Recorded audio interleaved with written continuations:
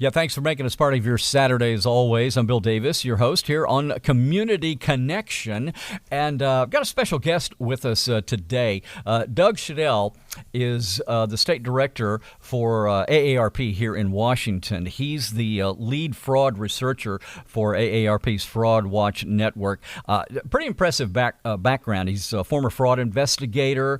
He has testified before Congress about the rise of fraud in the U.S., and he also writes a regular column for AARP, the magazine, and he joins us right now. Hi, Doug. Hey, you doing okay? Staying safe and everything? You bet. Pleasure to be here, Bill. Last week, a lot of people might have heard our interview with Lieutenant Claudia Murphy with the Bellingham Police Department about an event coming up, which I think is it next Wednesday, June 2nd? It's an online event, right? Yeah, that's right. I think it's from 10 a.m. to 11:30 a.m. next Wednesday.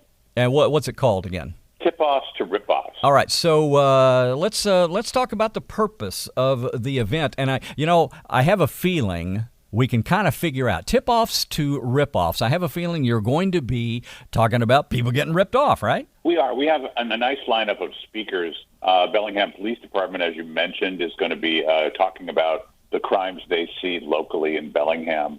Then we have a special guest speaker. His name is Aaron Foss, and Aaron Foss is the CEO of a company called Nomo Robo. And Nomo Robo is a call blocking company. This is a service you can get to stop some of those annoying robocalls. And he's going to be talking about Nomo Robo and AARP have been partnering on a new sort of pilot program to help people in local places like Bellingham know what calls are coming into Bellingham. So he's going to be talking about what he sees in Bellingham in the way of these fraudulent robocalls. And then I'm going to talk about we're going to go do a deep dive on a couple different types of roboscams. Okay. You mentioned that they're annoying, obviously, but at the same time, they're pretty dangerous, aren't they? Well, yeah. I mean, you think of these as just sort of benign annoyances. But as I think anybody who attends this session will find out, if you actually let them into your world, it can be devastating financially. I mean, these are people who talk you into letting them into your computer through remote access. You know, the typical scam, that one of those I'm going to focus on, the tech support scam, is you'll get a robocall that says, calling from Microsoft, we've identified a virus on your computer, call us back. Or another way they do it is a pop-up will appear on your computer screen. You're minding your own business, watching a movie or whatever. A pop-up comes up and says, virus, danger, danger, call this number, and then there's a siren. And whatever you do, don't turn off your computer, even though turning off your computer would get rid of it. Then you call this number, and pretty soon you're talking to a boiler room in India who tells you, yes, I'm with Microsoft. We're the vendor for Microsoft. We've identified a virus. But to get rid of that virus, you have to let me remote access into your computer. And one of the things we're going to do at this workshop, Bill, is take people inside the scammer's computer. We've been partnering with a guy named Jim Browning, who is an IT kind of vigilante.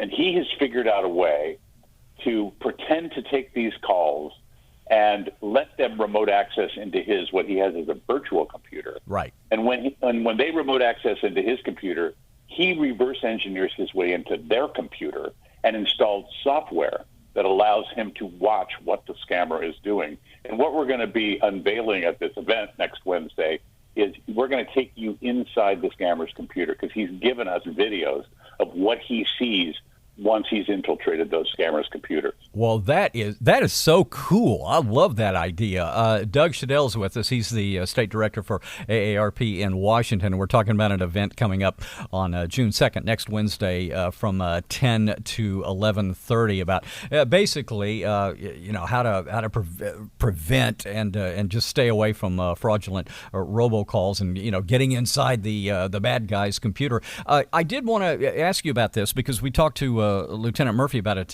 last week. The scammers and the bad guys they're just incredible. They're just getting ahead of us, aren't they? Yeah, I mean, one of the things that as great as technology has been for the world, it can also be used for evil. And, the fraud prevention business has always, or the fraud perpetration business, whatever you want to say, has always been a numbers game. Usually in any given year, 10 to 15% of the population will fall for a scam.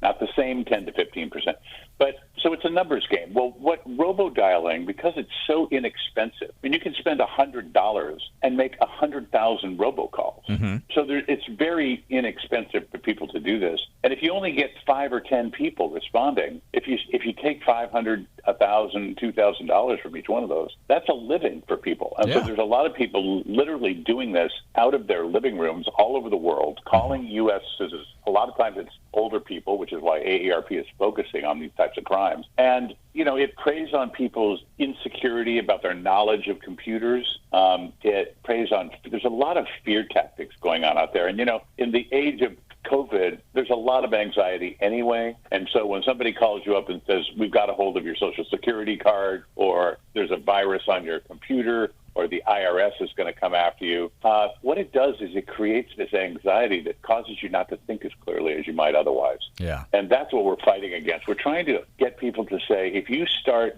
in response to a letter, an email, a phone call, getting into that heightened state, don't act at the moment, because that's when you're going to make mistakes.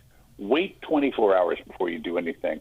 Let the emotions subside, and then your logical reasoning kicks in, and you're much less likely to be taken. But one of the things I wanted to point out, we were talking off air about this, Bill, and you already knew this. One takeaway from our session next Wednesday is going to be caller ID does not tell you who's on the other end of the phone. As you just pointed out, it's so easy to spoof these numbers.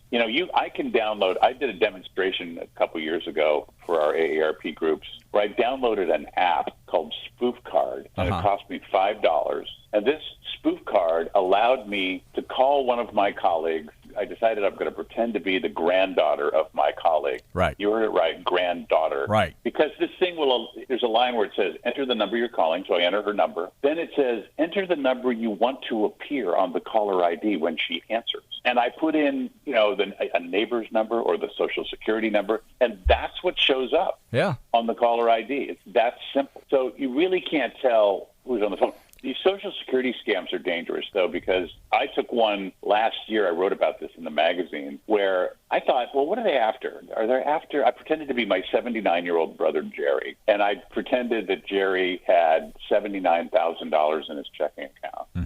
Because you want to get past if you're going to spoof these people, and I don't recommend it, but you have to get past the first idiot who's on the phone, who's just kind of going, you got to get to the closer at the end. Well, I told him I had $79,000 in my checking account, and that got me to the closer. I thought, they're just looking for personal information so they can steal my credit cards or something. He was after all $79,000 because what he said is, look, scammers have gotten a hold of your Social Security account and also your bank accounts. You have $79,000 in checking. They're going to get it from you. We have to safeguard that. So what I want you to do is I want you to go down and get $79,000 worth of gift cards.